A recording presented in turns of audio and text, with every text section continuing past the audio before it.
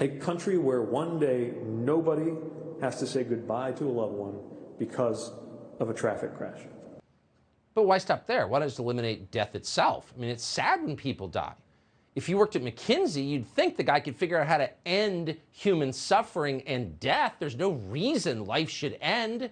And if you're God, and clearly Pete Buttigieg is or considers himself to be, why not do that? I'm sure that goal is coming.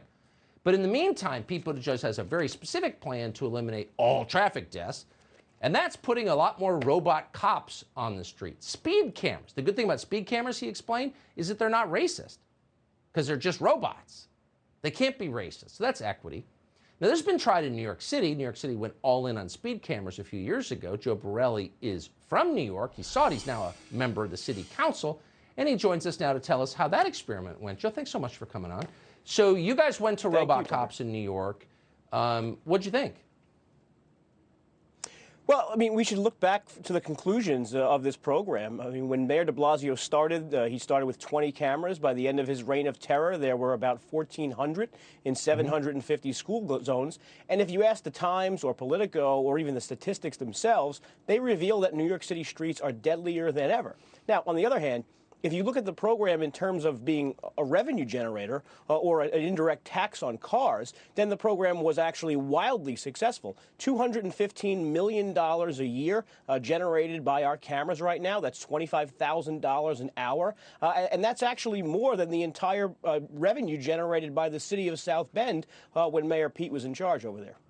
So why doesn't some civic-minded billionaire set up an NGO to supply every New Yorker with, say, a dozen cans of spray paint every year so we can go full Boston Tea Party and end this tyranny? Well, I think you certainly are seeing some signs pop up warning drivers, but even some counties here in New York are actually fighting back. Nassau County, one of our biggest counties, one of the biggest counties in the country, their legislature was bipartisan, unanimous in pushing back and saying we don't want these cameras. Unfortunately, for those of us who live in the city, we're governed by a radical far-left anti-car city council, and we're governed by our state legislature who thinks this is just the cat's meow.